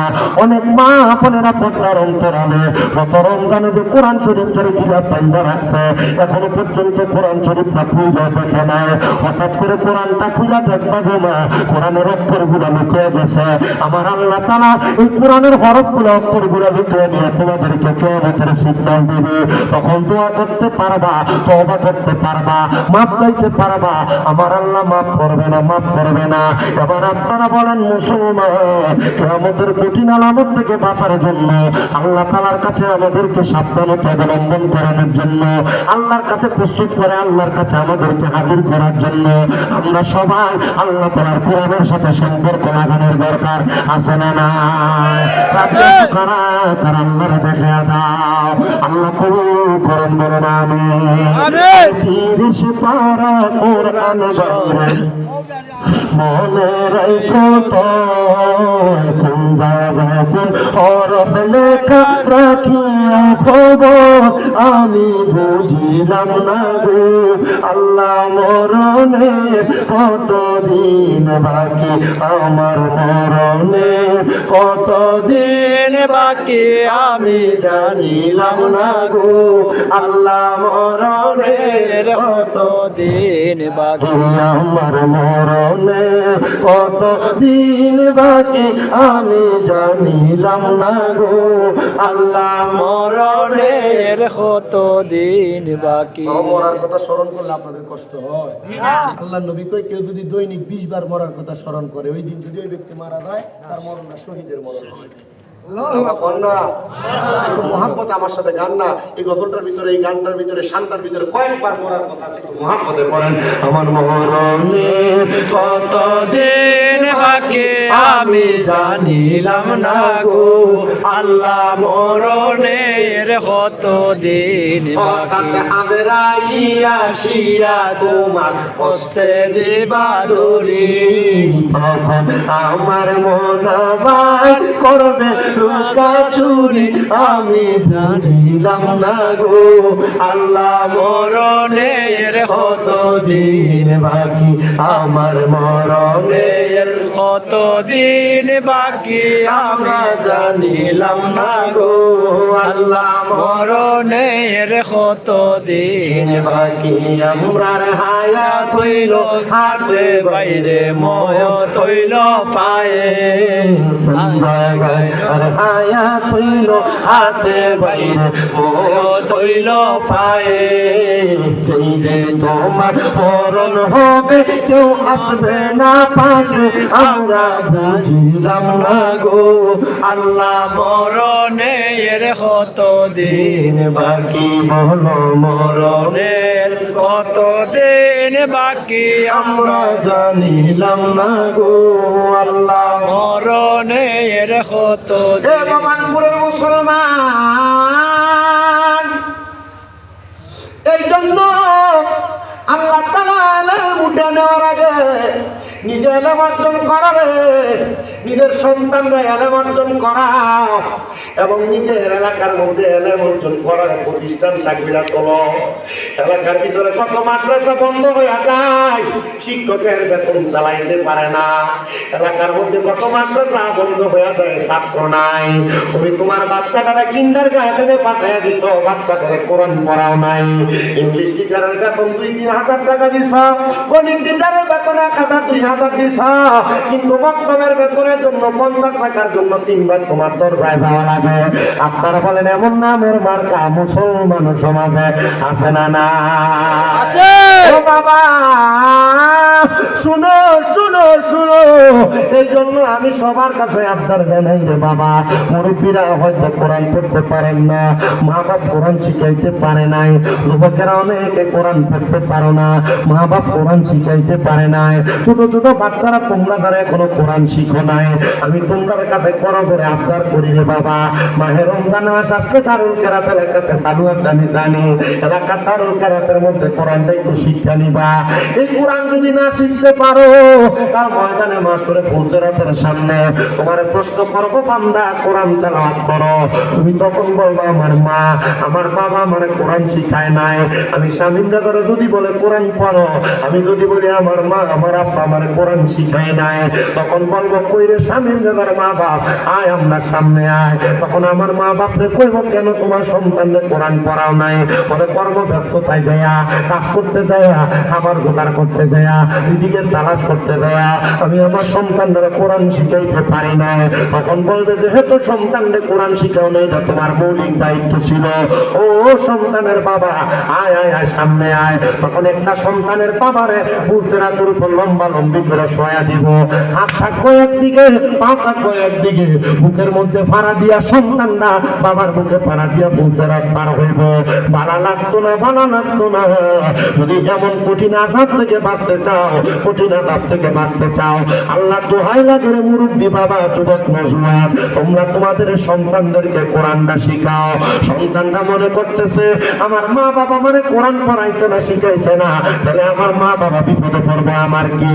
না না না না না না, তোমার কি এই কথা বলা যাবে না।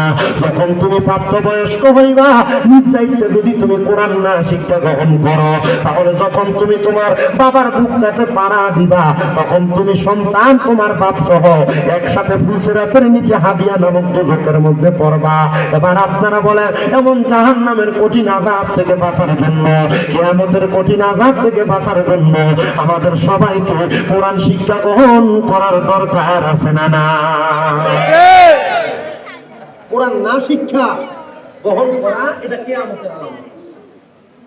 এলেম থেকে দূরে সরে যাওয়া এটা কিয়ামতের আলামত। কোরআন হাদিস থেকে দূরে সরে যাওয়া এটা কিয়ামতের কঠিন আলামত। কিভাবে বুঝবেন? স্বাভাবিক বুঝাই। মনে করেন ইমাম সাহেব, উনি আমার উস্তাদ, অবশ্যই উস্তাদ, বয়সে বড়, এলেমে বড়। ওনার যিনি উস্তাদ ইমাম সাহেব হুজুর বয়সে বড়, এলেমে বড় হওয়ার কারণে উনি আমার থেকে বেশি জানেন। ওনাকে প্রশ্ন করেন, উনি যিনার কাছে শিখছেন, উনি ওনার থেকে, উনি নিজে বলবেন উনি আমার শিক্ষক, উনি আমার থেকে বেশি জানেন। ওনার যিনি শিক্ষক, ওনাকে জিজ্ঞাসা করেন আপনি যিনার কাছে শিখছেন উনি কতটুকু জানেন, উনি বলবে ওনার থেকে বেশি জানেন। তার মানে বোঝা যায় মৌলিক ধারাবাহিকভাবে যিনারা পূর্ববর্তী আলেম ছিলেন, ওনাদের এলেমের তুলনায় আমাদেরটা সরিষার দানার চাইতে কম। কথা বলেন না? আমি মৌলভী সাহেব বড় বড় ফতোয়া দিব আর কম আমি আলেম? জি না, আমার ভিতরে যে অল্প আলেম এলেম, আমার পরবর্তী জেনারেশন আমার থেকে যা শিখতেছে কম শিখতেছে। তার মানে এর ভিতরে আরো কম ঢুকবে, এর পরবর্তী যা শিখবে আরো কম শিখবে। এভাবে আল্লাহ তাআলা এলেম উঠিয়ে নেন। শুধু ঠিক ঠিক করলে চলবে না, নিজেও শিখতে হইব। তোমার যদি কয় মোবাইলটা হাতে দিয়ে মোবাইলটা ফ্রি ফায়ারটা ইনস্টল করে দাও, ধুপ ধুপ করে প্লে স্টোর থেকে আমাকে দেবে। কথা বলবে না।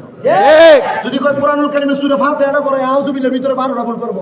ঠিক ঠিক আপাজি ঠিক। এই যুবক ফলাফল চুপ থাকো। 20 বছর বয়সের উপরে যারা যারা আছে হাত তোলেন, হাত তোলেন। 20 বছর বয়সের উপরে যারা যারা হাত তোলেন, কিছু লাগবে না, টাকা দাও লাগবে না, হাত তোলবে না। মুরব্বী হাত তোলেন না, হাত নামান। আপনারা হাত তুলছেন, আপনারা কি মনে করেন আল্লাহ তাআলার কোরআনুল কারীম না শিক্ষা গ্রহণ করার কারণে যদি আল্লাহ আযাব দেয়, আপনারা আযাব থেকে বেঁচে যাবেন? শামীম রাজা 26-27 বছর, শামীম রাজা বেঁচে দেবো গা? পিঠা আগে আমারই দিব, পায়ের পাতা দিবে।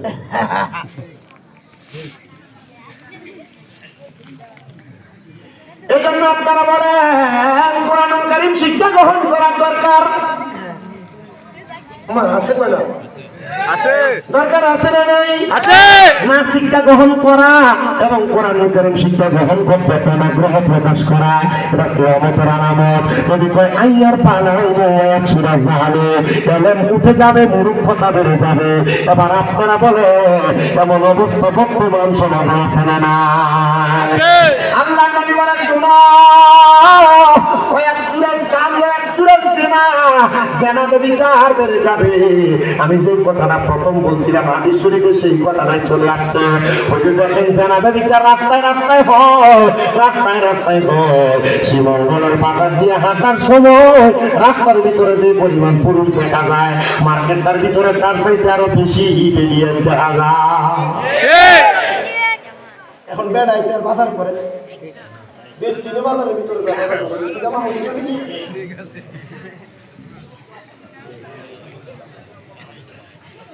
জামাই যদি একটা কাপড় কিনে না দেয়, এটা কি জানছো? বালা না, মহিলারা কত সুন্দর স্বামীর কাছে বলে, আরে তুমি মার্কেট করলে কাপড় বালা বুঝান পায় না, আমার একটা হাতে লাভ, আমি নিজে মার্কেট করলাম। আছে না নাই?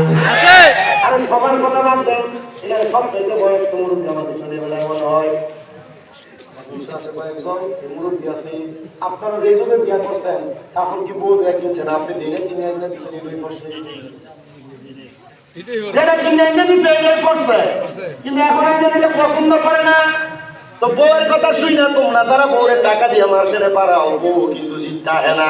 500 টাকার কাপড় 1000 1100 1200 দিয়ে কিনে, অনলাইনের ভিতরে 500 টাকার মালটা সুন্দর সুন্দর জাকানা কাছে কিনে 2000 দিয়ে কিনে, আমার পরে দেখে দোয়া দেওয়ার পরে এটা ভাতলা ভালি হয়ে গেছে গা। আছে না না আছে বেটা, এবার বল লেগে কাপড় কান্ড লেগে গেছে তো বেটার কাপড়ে চুরি করা, দোয়া লেগেছে চুরি করতে, চুরি করে কাপড় একটা বলে দিচ্ছে, নাও কাপড়টা খুব সুন্দর, এটা তোমার লেগে আছে। ও বুঝতে কি যাচ্ছে সুন্দর না? চিন্তা করলাম আল্লাহ তো চুরি করে পাল্লা মুকু কি করবো কই পাল্লা মুকু। হ্যাঁ আরেকবার গেছে যে করতে আছে করতে এটা হাতে হয়ে গেছে, হাতে এটা বলে আমার কিছু এটাও সুন্দর না, আবার গেছে দোয়ানের মালিক সিসি ক্যামেরার ভিতরে যে দেখছে কি রে এক লোক একই রেতে তিনবার আছে আমার দোয়ানের ভিতরে, তৃতীয়বারের সময় দোষ এই চোর, কারণ একে একে 3 বার এক রাতে আমার দোয়ানে চুরি করতে তো সাহস তো কম না। আমি 3 বার আছি না, আমি দেখলাম যে 3 বার আছো, সিসি ক্যামেরা ফুটেজ আছে। না ভাই প্রথমবার চুরি করে নিয়েছিলাম, দ্বিতীয়বার আমার কেউ পছন্দ করছে না, দিকে ভালো ভালো গেছে, দ্বিতীয়বারও পছন্দ করছে না, তৃতীয়বারও পাঠানোর জন্য আসছি। আরে বউয়ের কথা হই না, এখন চুরি ধরা খাইনি, এমন বউয়ের কথা শুনে শুনে বিপদে পড়ছে, এমন বেড়া একটু শ্রীমঙ্গল ভবান করে না বউয়ের কথা শুনে শুনে মা বাপরে বাঁচতে না, এমন বেড়ায় তো আছে না নাই? বউয়ের কথা শুনে শুনে মা বাপরে আলাদা ফেলায় অন্য বাড়িতে বাড়া খায়, এমন বেড়ায় শোনাতে আপনি না আমরা মোল্লা মুন্সির এইটা কইই আমরা বালা না।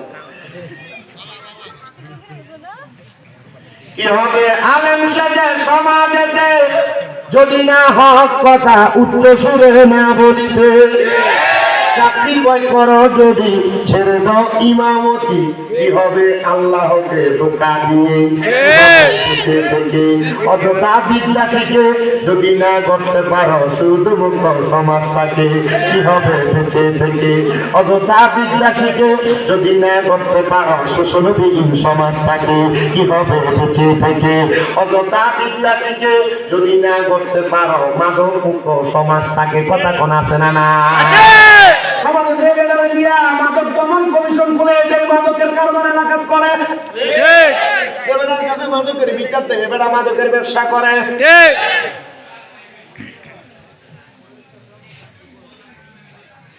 আছে না? আছে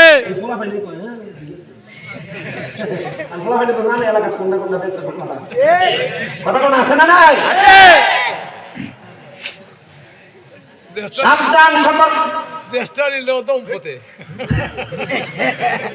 এটা ওয়াজ কমন বেড়ে গেছে কেন? আমারও এটা কমন হয়ে যায়। এগুলা কমন চলে না? একদম সুন্দর করছে। এ বলে বাবা খায় বাবা, আমি চিন্তা করলাম বাবারে খাই কোন মানে পুতার মারে খাইলাই।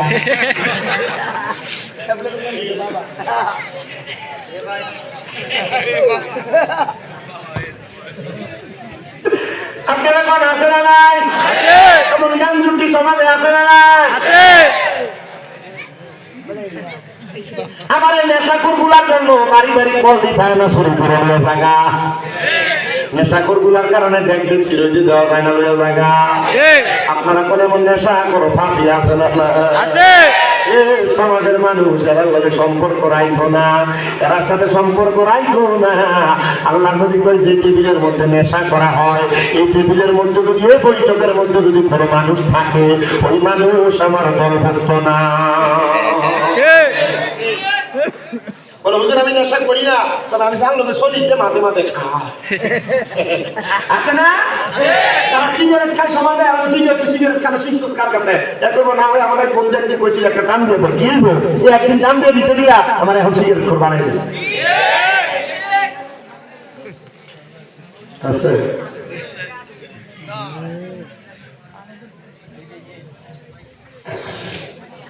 সবাই একটু দূরে সরে পড়েন সাল্লাল্লাহু ওয়ালা ইয়াসাল্লাম সাল্লাল্লাহু ওয়ালা ইয়াসাল্লাম সাল্লাল্লাহু আলা মুহাম্মদ সাল্লাল্লাহু ওয়ালা ইয়াসাল্লাম ও নবী সরওয়ার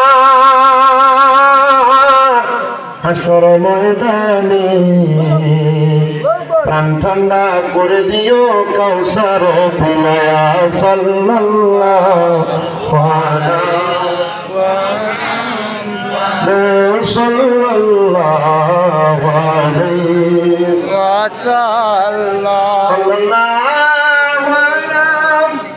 মুহাম্মদ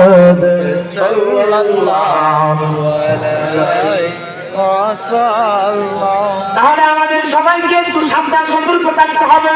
যারা নেশাখোর, যারা সন্ত্রাসবাদ, এদের থেকে দূরে থাকা লাগবে, এদের সাথে সম্পর্ক রাখা যাবে না। আর আমাদের সমাজের মানুষ এত ফসা, যেটা নেশা করবে, যেটা সন্ত্রাস, এটার লগে সম্পর্ক করে, এটার লগে বন্ধুত্ব করে। কারণ তার মধ্যে যদি একজন লাইকে যায়, দেখুন 4-5টা হুন্ডা লইয়া আর কয়েকটা নেশা করা সে তার পক্ষ হইয়া আছে না? আছে একটা নেশা করে আপনি মাইরে দেখছেন, দেখবেন তার লগে আর 4-5টা হুন্ডা লইয়া, 4-5টা লগে পিছনে আর 4-5টা আছে।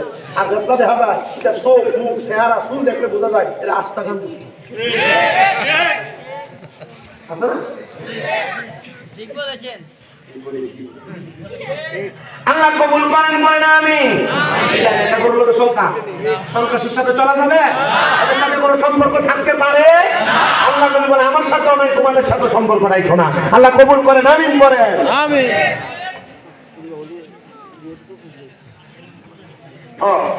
আমার নবীর উম্মত শোনো, এরা আমার কইতেছে যে আচ্ছা সময় আছে, আমি কি আরো দুর্বাস করতাম নি?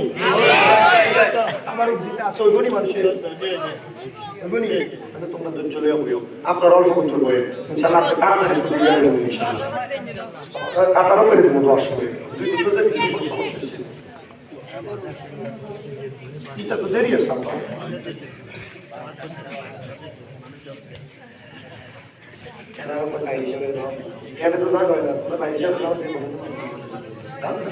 আল্লাহ কবুল করুক, আমিন। বেশি লম্বা করবো না, শেষ করে কিয়ামতের আলামতগুলো বলে বলে বিদায় নিয়ে যাচ্ছি।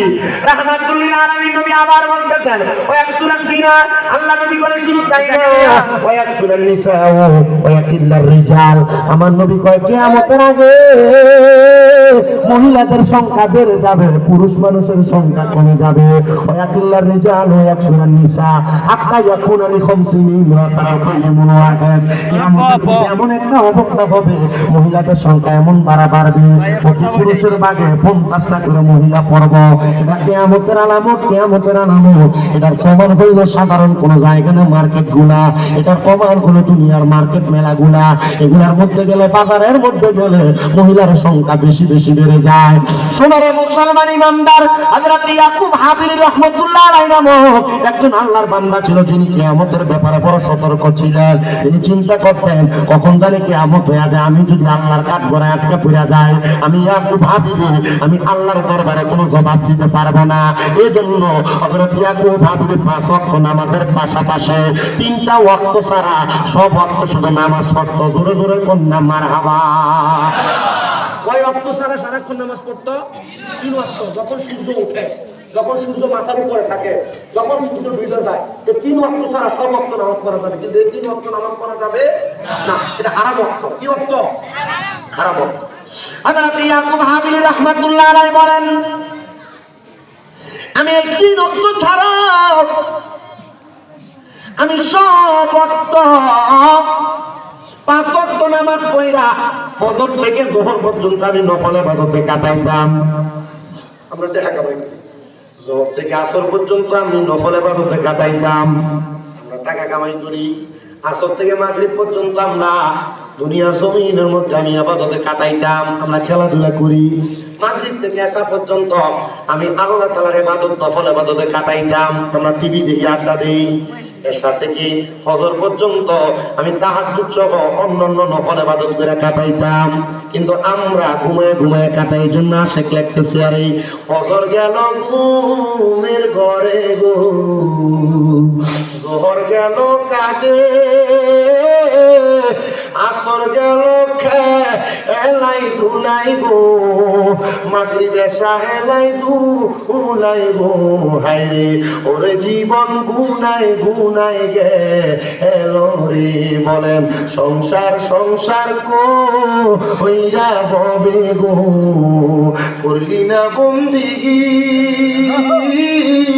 কিভাবে কাটাইবা মনরে কবরের জিন্দিগি রে। হায়রে ওরে জীবন গুনায় গুনায় গে এলো রে। বাড়ির পাশে পুকুর পারে রে বাতি সুখের ঘর, আরে ভাইও নাই তোর মা আন্দর নাই ওরে, কে লইবে খবর রে। হায়রে ওরে জীবন গুনায় গুনায় গে এলো রে। আরে পড়বি পড়বি বলের যুবক, নামাজটা পড়লি না, মৌলার দরবারে যাওয়ার পরে রে হিসাব দিতে তো পারবি না রে। হায়রে ওরে জীবন গুনায় গুনায় গে এলো রে। বলেন সংসার সংসার গো ওইরা ববে গো, ডাকলাম না মাওলা রে, কি জবাব দিবা তুমি বন্ধু রে মাওলারি দরবারে রে। হায়রে ওরে জীবন গুনায় গুনায় গে এলো রে কন্যা, ওরে জীবন গুনায় গুনায় গে এলো রে। হযরত ইউসুফ হাবিবি বলে জগতের মানুষ, আমি বিবাহ করি নাই, আমি চিন্তা করছি বিবাহ করার কারণে যদি আমি সংসারিক জীবন কাটাই আর আমার আল্লাহ যদি আমার প্রশ্ন করে, ইউসুফ তুমি যে আল্লাহ তাআলার ইবাদত করো নাই, সংসার জীবনে তুমি ব্যস্ত ছিলা, তুমি আমি আল্লাহর কাছে কোন আমল দেখাইবা? আমি ইউসুফ আমি আল্লাহর দরবারে কোন আমল দেখাইতে পারবো না। জানতে চাই আপনাদের সিলেটের সম্রাট হযরত শাহ আলী আমিনী বিয়া করছিলেন?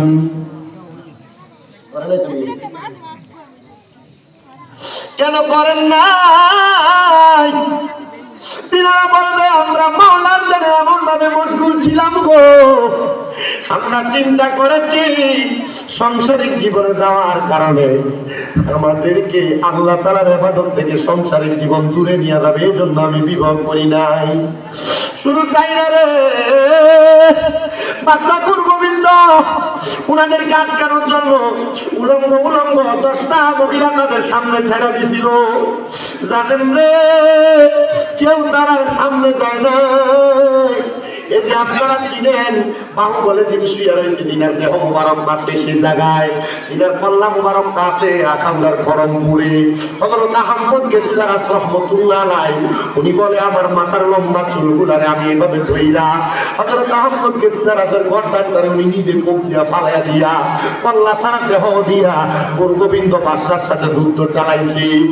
আরে ওই ব্যাপারটা নারীদেরকে উলঙ্গ মহিলাদেরকে চোখ দিয়া তবুও দেখে নাই। চিন্তা করছো নি রে মুসলমান, সাধারণ গোসল একটা ইসলামের বাগান শাহজালাল ইয়ামিনী আমরা দিয়া গেছে, কিন্তু আমরা মুসলমান হইছি, আমরা কিন্তু আউলিয়া কেরামের নাম শুনলে আপনার কেমন লাগে, আল্লাহর নবীর মাজারের কথা শুনলে আপনার গায়ে আগুন লাগে। আবার বহু মৌলবী সাহেবরা আমাদের প্যান্ডেলে স্টেজের মধ্যে কয় আল্লাহর নবীর মাজার বলে ভাঙ্গা দিব। 5 আগস্টের পরে দেখা গেছে বাংলাদেশে 90টার বেশি মাজার ওই পেট্রোপরা ভাঙছে। এবার আপনারা বলেন যে আল্লাহর নবীর ইসলাম প্রচার করছে, এবার মাজার ভাঙ্গা কাম নাকি ভালো করছে না খারাপ করছে? আমি এই ব্যাপারে বাংলাদেশ সরকারের কাছে আবেদন জানাইছি, বাংলাদেশে জুতা চোরের বিচার হয়, বাংলাদেশে আলু চোর ব্যাগ চোরের বিচার হয়, আল্লাহর নিজের বাজার সুফি তত্ত্বের কারখানা এগুলা যে মুনাফেকরা ভাঙছে এদের বিচার বাংলাদেশে হওয়া চায়। মাজারে যদি কোনো ভণ্ডামি হয় বন্ধ করে দেন, কথা বলেন।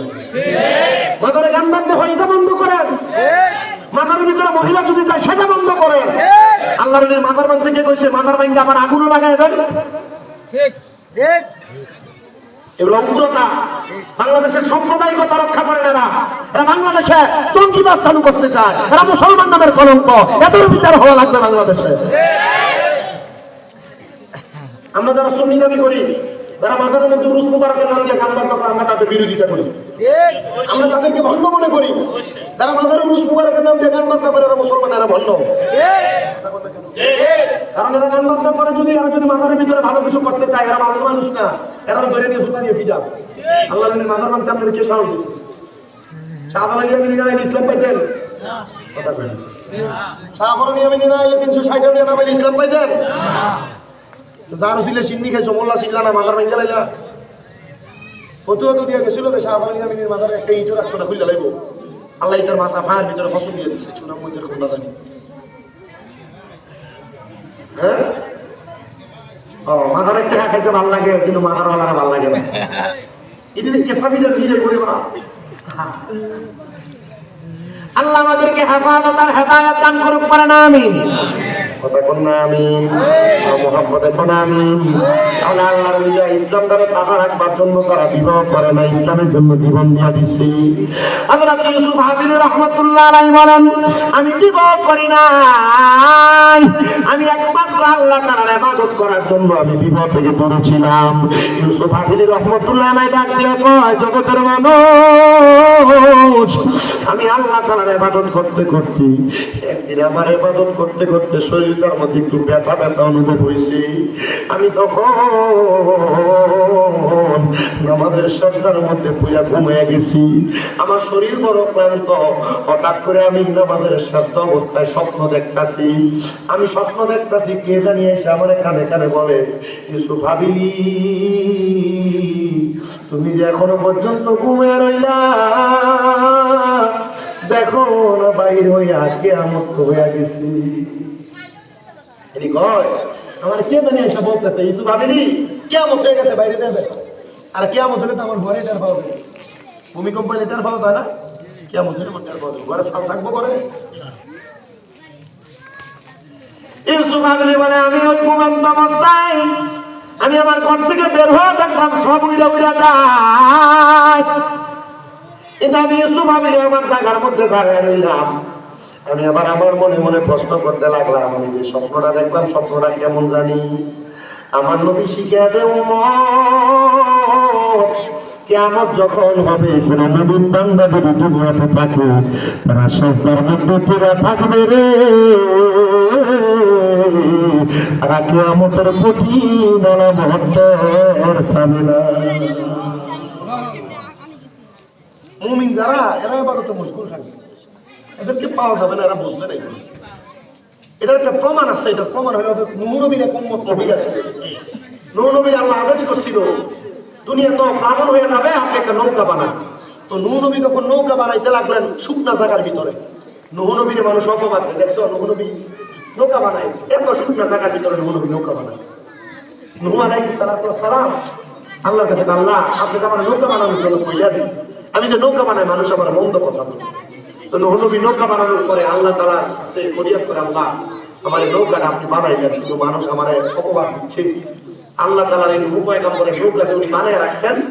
এই নৌকা বানায় রাখিয়া বাড়িতে যাওয়ার পরে পরের দিন সকালে এলাকার মানুষ এটার ভিতরে প্রস্রাব পায়খানা করে পুড়িয়ে রাখছে।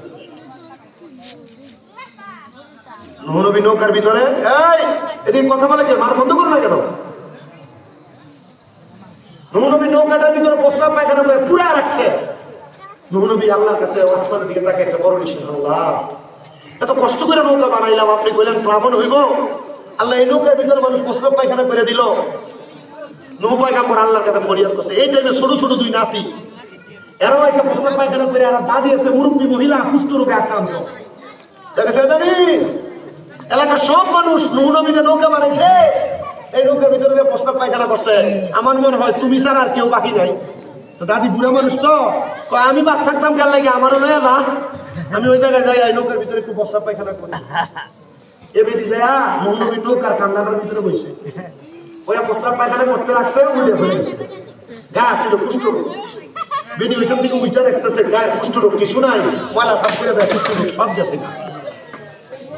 মারহাবা কয় না তোরা? এখানে মহিলাগুলো কি সমস্যা কে দেয়? এত হাসে হাসে অর্থ খুশি দেয় মহিলারা, শরম নাই।